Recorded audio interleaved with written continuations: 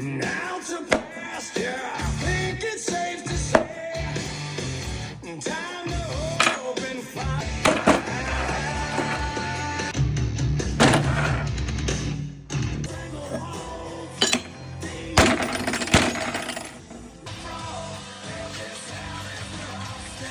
Did I forget ice? Son of a... Hold on.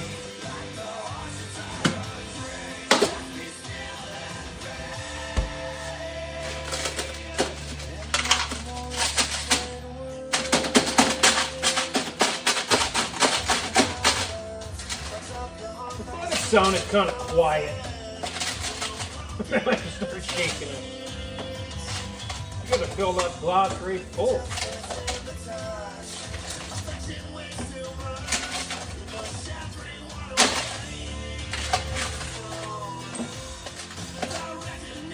There.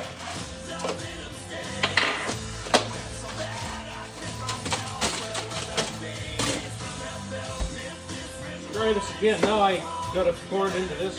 Man, what a disaster I got going on here.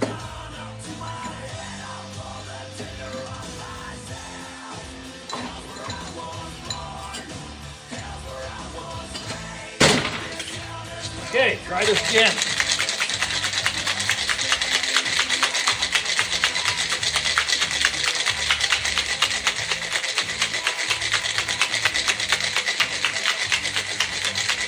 You gotta shake it like you mean it.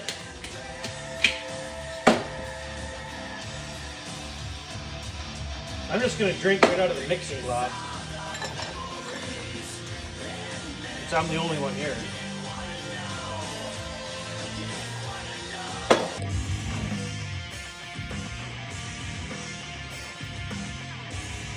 Survey says, oh my God.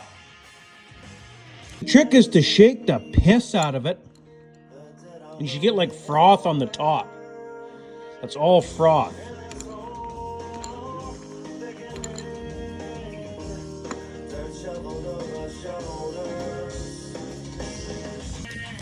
Okay, let's get into this. The Jamie Iwaschuk Blue River Day. Oh man, is that good? Holy crap! Anyway, so it all starts. Let's start right from the beginning. Last season, between Christmas and New Year's, I rode with a group of guys I've never rode with before in Blue River. I didn't forget about you guys either if you're on YouTube. I remember the name, they was off TikTok. Some guys off TikTok, I met them in Blue River, rode with them for 3 days in Blue. The guy I talked to on TikTok to line it all up was, give me a second here, Kyler, his brother Colton, their friend Ryan, and then Kyler and Colton's dad, Kevin. Pretty sure it was Kevin. Hopefully it was. But I was riding with those guys in Blue River. We ran into Jamie Iwaschuk on Groundhog. He was showing some guys around that day. We happened to run into him. I chatted with Jamie for just 2 minutes, maybe 3 minutes. Just small talk, whatever. Got a good vibe from him when I was chatting with him there. And before that though, the first day we rode, we went into an area, and I forget what the area was. Was that salmon? I think it was salmon. A few of us were having trouble getting through the, what do they call it, the pussy filter. And there's these two guys that come ripping through there, around everybody, park on the top, walk back down. One guy was taking video. The other guy was standing there. One guy standing there was giving pointers to the others that were having trouble getting up. As a matter of fact, the one guy in our group that day was coming up there, and I think he got stuck or he got bucked off or something. And Mr. Jamie Iwaschuk said to him, "Stop looking at your ski loops and look ahead where you want the sled to go." And the guy stops for a second. "Yeah, I was looking at my ski loops, wasn't I?" And Jamie says, yes, you were. I could see it through your goggles. He had clear goggles. I could see your eyes looking down. Look up where you want the sled to go, and it'll naturally go where you're looking. And boy, is that ever true, by the way. This last trip, I really noticed that. It's a bad habit that I have, and I'm sure a few others out there have. But man, if you can focus on even physically turning your head, not just move your eyes, turn your head to navigate through the trees, you're gonna do a lot better. But anyway, we're getting off track here. Now where was I? Oh yeah, Jamie Iwaschuk. So he's standing there with his friend, and they're giving, Jamie's giving a couple guys pointers on, getting through that pussy filter and stuff like that. I thought that was pretty awesome. Right when I noticed that, I was like, that guy seems like a good shit for doing that. Like, not many good riders will do that. The good riders don't stop. They just blow right through it, go up to the top, don't see anybody all day because everybody's stuck trying to get up there, right? I thought that was pretty freaking awesome. So then, I think it was the next day, forget which mountain it was on, I ran into Jamie without his buddy Brett there. And Jamie was guiding, showing these guys around. I forget what run we went to where I seen him. But anyway, it doesn't matter. So I chatted with Jamie for a couple minutes here, like I was saying earlier. Small talk, and he just seemed like down to earth, nice guy.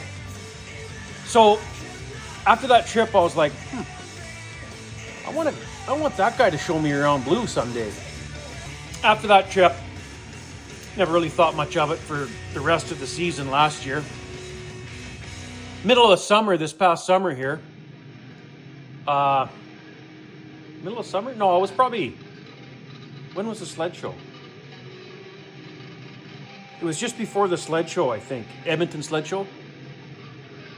I don't remember when the sled show was. October? So anyway, it was just before the sled show. It just hit me side of the head. Jamie Iwaschuk.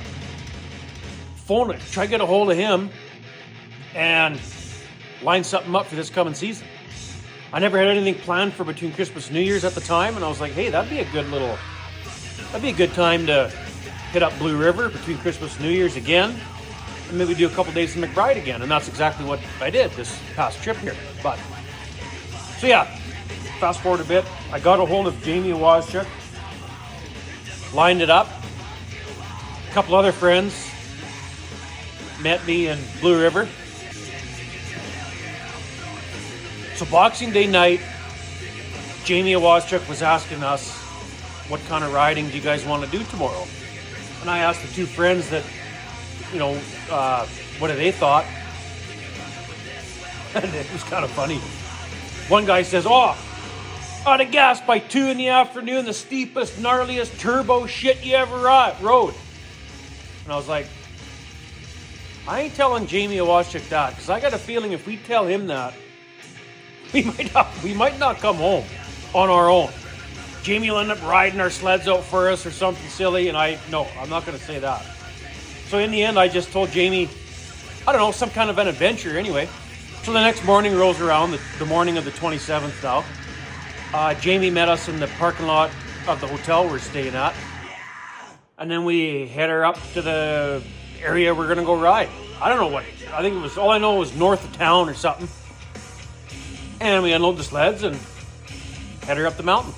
And I'm not sure what to expect from this Jamie guy, right? I met him on the hill that last season, but I never really seen him ride a whole lot. I've seen him on the videos, like Brett Turcotte's video. He's on there. He's on other guys' videos. I've seen him ride a bit. By the looks of the videos, he knows how to ride a sled. Pretty well, actually. So we leave the parking lot, the parking lot of the hotel. We blast up to the staging area, unload sleds, get all our gear, check all that stuff. Just zipping up the trail, I can tell to myself, today's gonna be interesting. I was almost struggling just to keep up with Jamie on the trail, right? So we're going up this trail. It was pretty smooth for the first while. Then we got into like single track, really bumpy, and we're going along and going along. And I remember thinking to myself, like, holy frig, how long are we going to be on this bumpy trail for? I don't really want to ride this all day. Hopefully it's not just like showing us the trail system or something. I was thinking to myself, right? Like, I didn't know what to expect. So we keep going, and finally, after not that long, we get into the alpine or whatever, or into the trees or wherever we were. I don't know where we were. Now we branch off this bumpy trail, and now we're kind of riding. And Jamie had some tinkering to do with his sled. He did that. Me and buddies ripped around a little bit. Come back to Jamie. Y'all good to go? Yep. Okay, let's go. So obviously we're following Jamie around, and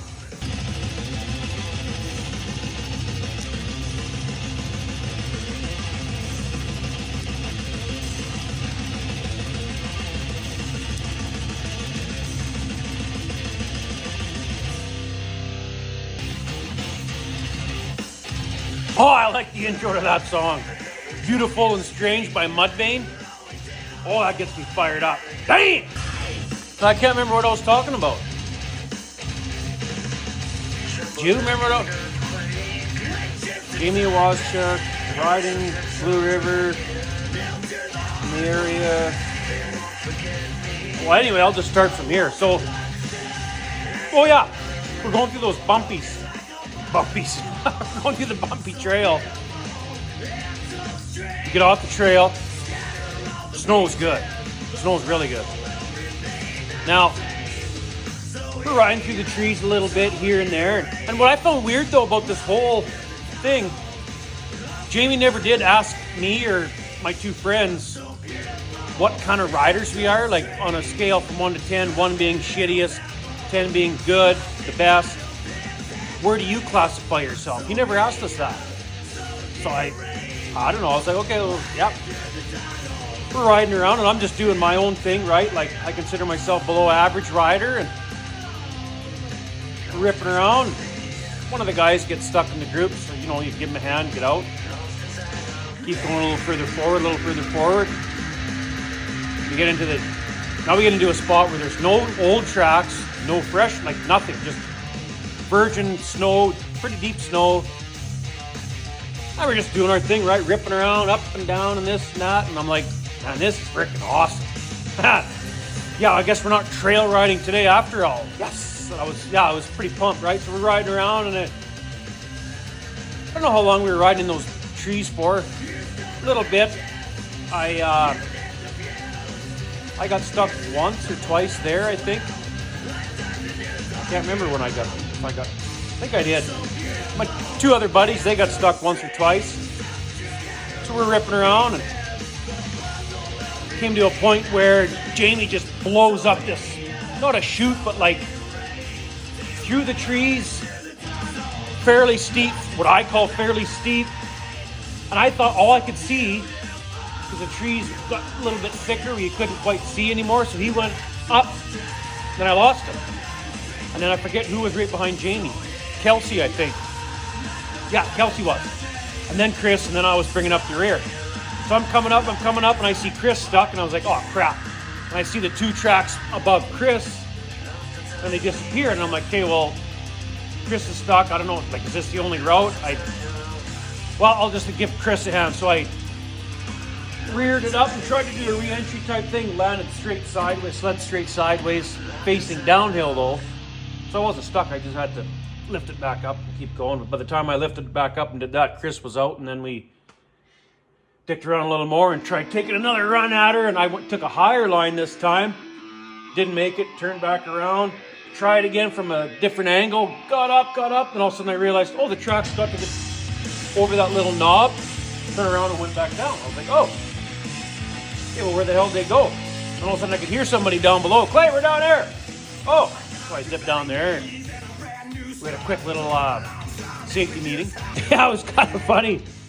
At the end of the day, when me, Chris, and Kelsey, just the three of us were having supper in the restaurant there, Chris says to me and Kelsey, he's like, yeah, anytime I was following Jamie, when I was right behind Jamie, I would try to follow him real close, just in case he got stuck, then I'd run off my sled. Hey, Jamie, looks like you need a ski pole there. You know, try to give him a ski pole when he didn't really need it, but just to be like just to be that guy to say you gave Jamie Iwaschuk a ski pole, and yeah, it never did happen though.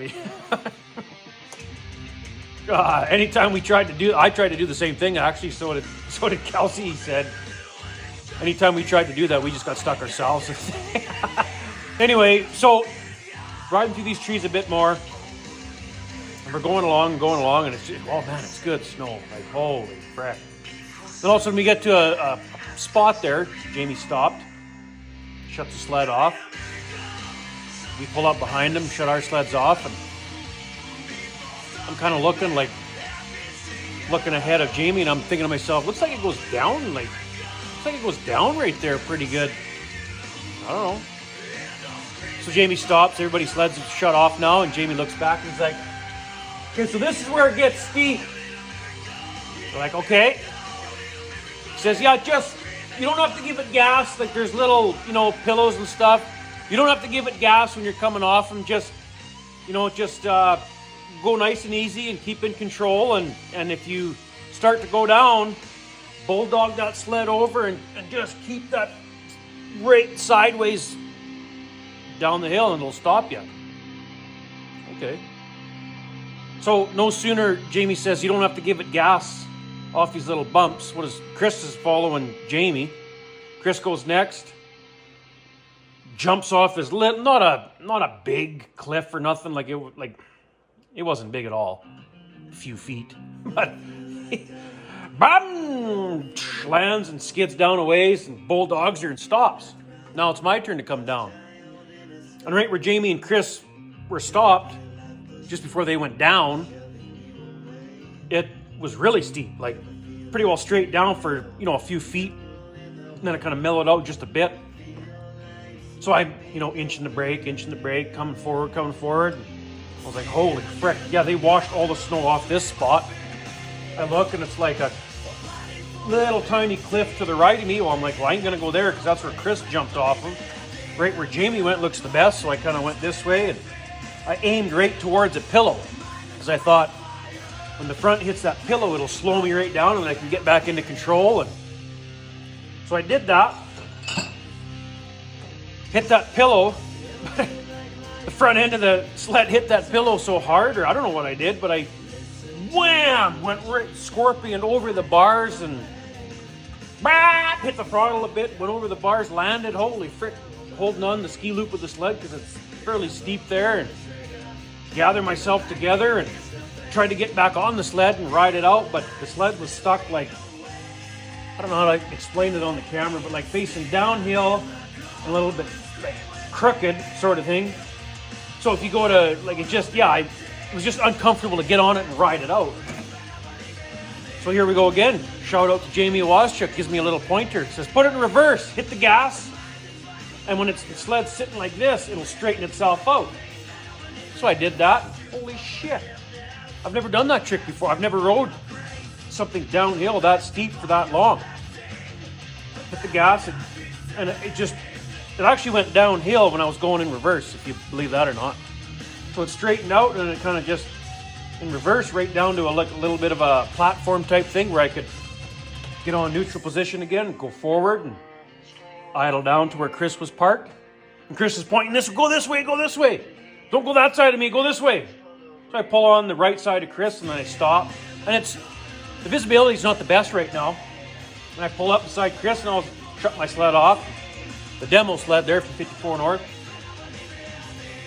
Shut it off and kind of looking holy fuck, there's a cliff in front of me now. Not a cliff, but just a little bit of a knob, but on the other side of the knob, it's straight down.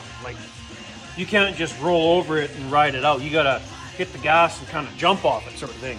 So anyway, I stop, I look and I'm like, holy frick, well this is gonna be interesting. I can't back up. I'm not gonna ask somebody to help me turn the sled. I didn't want to. So, well, before that though, Kelsey comes down. He was last to come down that straight up and down part for, a little bit of a... As I'm looking this way, thinking to myself, holy shit, I got to do a little bit of a panel drop type thing here to get off this. And all of a sudden, as I'm looking down this way, I could hear the Kelsey and Chris, holy shit, you all right, you all right? And I look back. Kelsey sled's upside down, just about on top of him. Jamie goes ripping up there to give him a hand because me and Chris were fairly lower than where Jamie was stopped, making sure everybody's, you know, coming along. So anyway, yeah, we get Kelsey out of there, we get going. And yeah, Chris is parked right beside me. He goes down this way, just below that bump. Chris looks up, he's laughing his ass off. He's like, you gotta like give it gas, man, to get out of that. Like, you can't just roll off that. You'll endo and you'll be in trouble. You're gonna have to give it gas. Oh, by the way, we never got any footage of that day with Jamie. I don't know, I didn't feel like taking any video. I don't know. I had a GoPro, but the GoPro, the SD card, mini SD card, whatever they got, must have been full because it just didn't work. The battery was charged on the GoPro, but it just didn't. Anytime I wanted to record, it just beeped 3 times or something, shut off, and wouldn't record any video. So I was like, whatever. I don't feel like taking video today anyway. So anyway, Chris goes down a little bit lower to keep his eyes on me when I come off that little bump in case I got, you know, buggered up. He didn't even have time to get his phone out to take a video of it, and the video wouldn't have done justice anyway. It wasn't just same thing again, a few feet drop and no big deal. But for, you know, guys like me, it was kind of a big deal.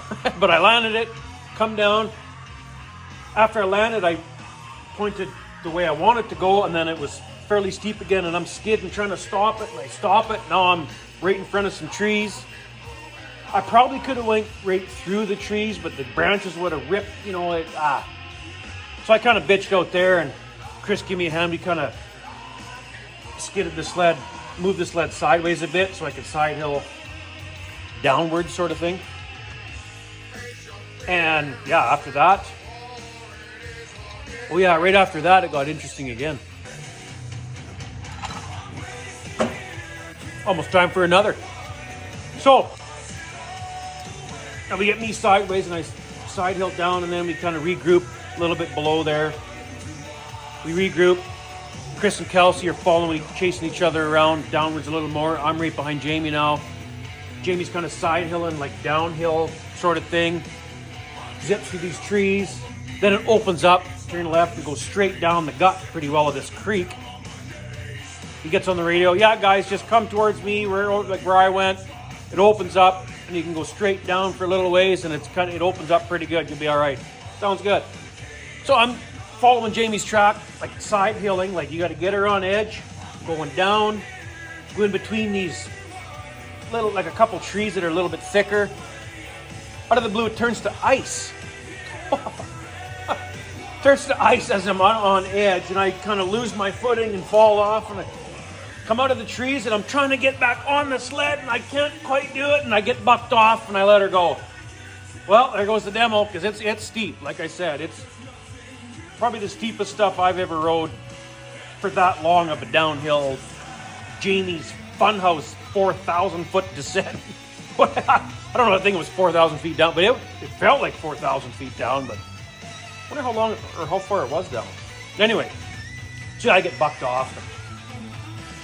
Whatever, the sled stopped because it nosed in so hard on like a little bit of a pillow again, or in a dip or something. I think it went in a dip and it just nosed right in. The track was almost out of the ground, straight up and down basically, facing downhill. So I walked down a little bit, get my shovel out the front of it, lift the front up, away we go. Not too long after that, oh man. Again, I'm following Jamie's track, and he's on an 858 Cat. He goes through a little bit of a dip where that creek was, like the actual creek's running. I'm following, and I'm a little bit jittery now from what just happened, right? Like it was pretty intense, you guys. I can safely say I've never ridden a sled that hard going downhill. Like, I've never ridden a sled downhill like that before. Like, that was so fun, and it pushed me, that's for sure. I was definitely out of my comfort zone, as they say. So glad I did it, though. So glad we're all glad we did it. It was such an awesome experience to do that. But yeah, I get stuck right on Jamie's track. Right in that dip where Jamie went through it. I hit the throttle a little bit too late and just plowed right in the other side of the creek and stuck. Right on an Arctic Cat track. I'm surprised he hasn't posted that because he took a video of me. He was first. He turns around, comes back up, does the old, what do you call it, downhill hop over, parks right beside me. So, hey, are you stuck on an Arctic Cat track? He's looking down at me. I was like, yeah. Pulls out his phone, takes a video, of course. And I'm surprised he hasn't posted that yet. I gotta mix one more cocktail here, and then that's probably enough milk to drink. See, you can't have too many of these, but they are delicious. We need the milk. Hang on. We need the milk. Oh, I forgot about this.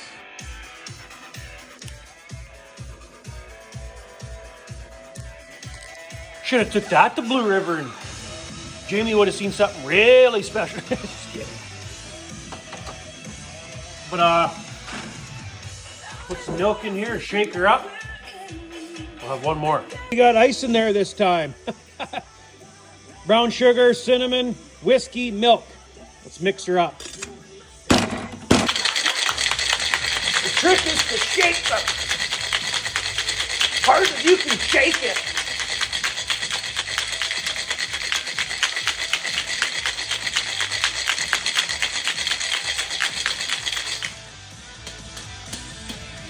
Oh, it almost hurts. Shit, it's so hard.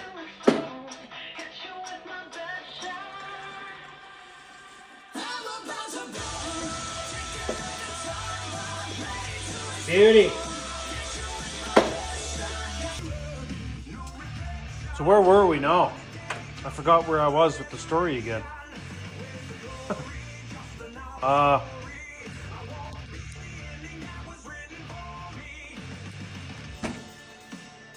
I gotta piss.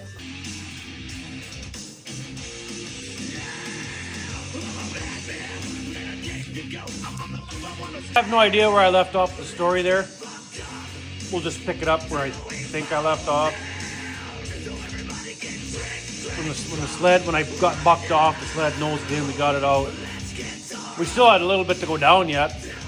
Wasn't bad after that though, what I remember. But I mean, we went like down, it felt like a long way. And then, but yet when we got to the down, we didn't have to climb back up that far. And then, I don't know where we went. Around to some, I don't know. But it was such a good time. And I got to give Jamie Iwaschuk a big shout out. He was an excellent guy to get to tour us around. And here's the thing too, we originally wanted to get Jamie to show us around for 2 days. But what had happened when we got down on that first day, back to the parking lot, buddy Chris there on his sled had a fuck ski. Like his ski was bent up like this. Like it just wouldn't straighten out after that. So he needed a ski and not a shock, but the spring on the shock. So he found a shock, but turns out the shock, a brand new shock he got from Belmont, I think, and we were in Blue River. Oh, I got a shout out to I forget their names already. Hang on, let them come to me. When we were in the parking lot after we got down at the end of the day with Jamie Iwaschuk there, Jamie was talking to these two guys. So we kind of all walked over and we were all mingling for a while. And the two guys that we were talking to were staying in Vail, and we were in Blue River. And we lined it up so that, those guys that were staying in Vail were coming to Blue River the next day. So they offered, if you can find a shock in Vail, we'll shuttle it to you tomorrow morning because we're coming here anyway.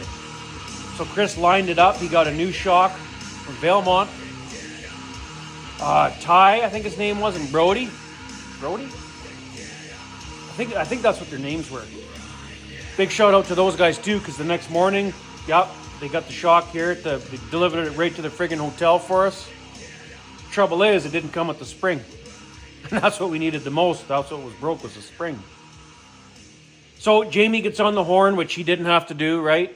Another shout out to Jamie. He gets on the horn trying to find parts for us. Anyway, long story short, it didn't work out. We just had Jamie for the one day.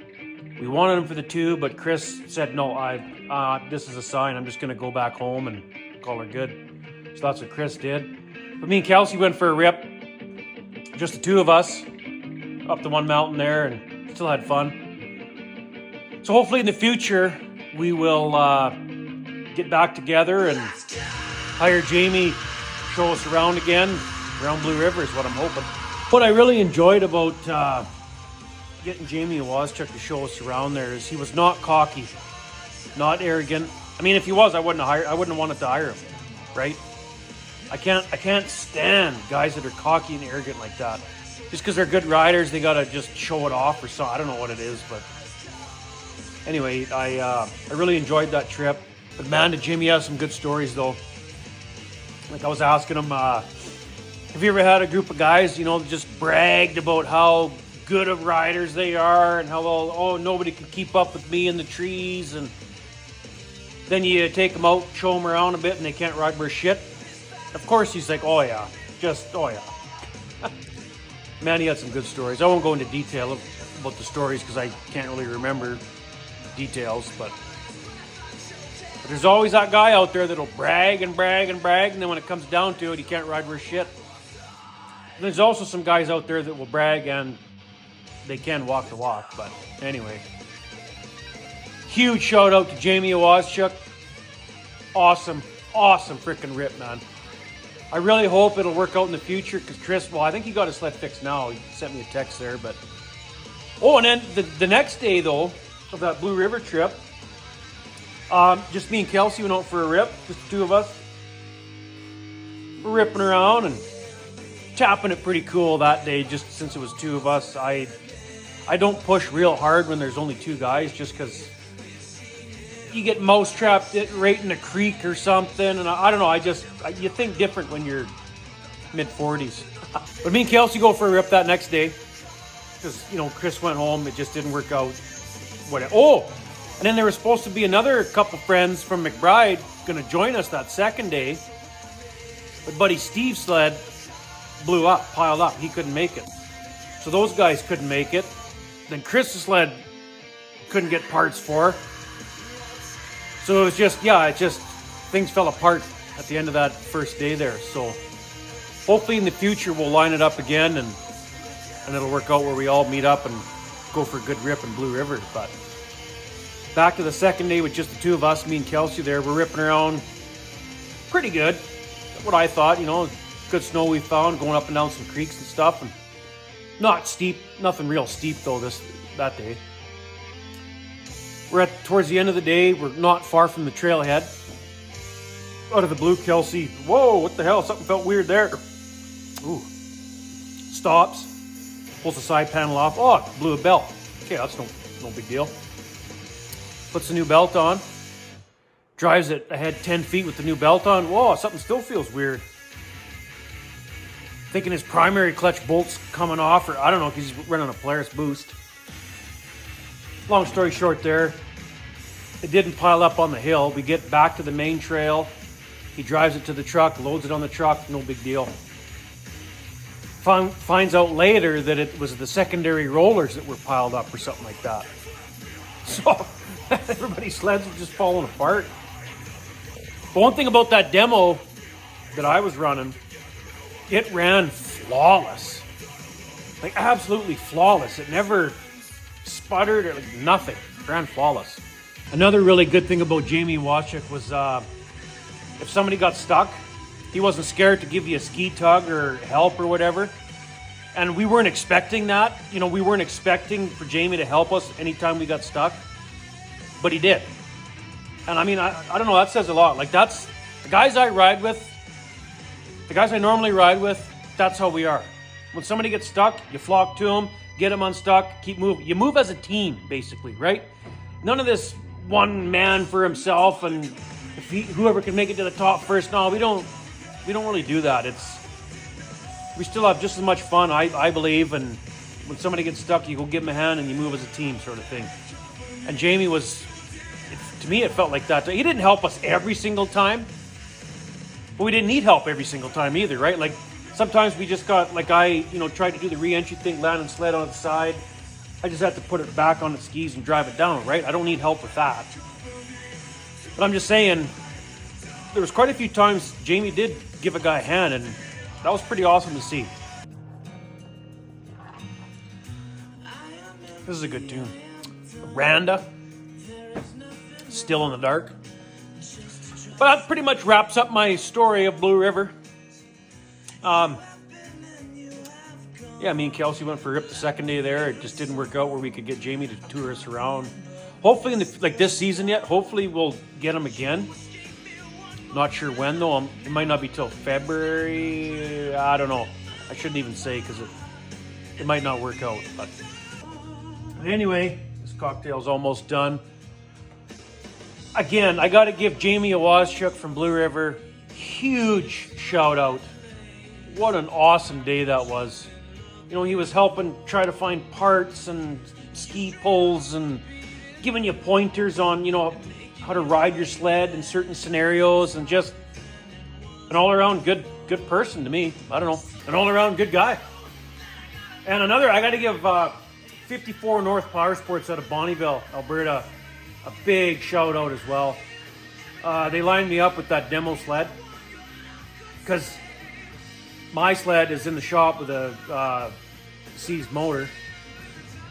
I would have had to miss this trip with Jamie if 54 North didn't hook me up with that sled. So huge thanks to 54 North Powersports out of Bonnyville, Alberta.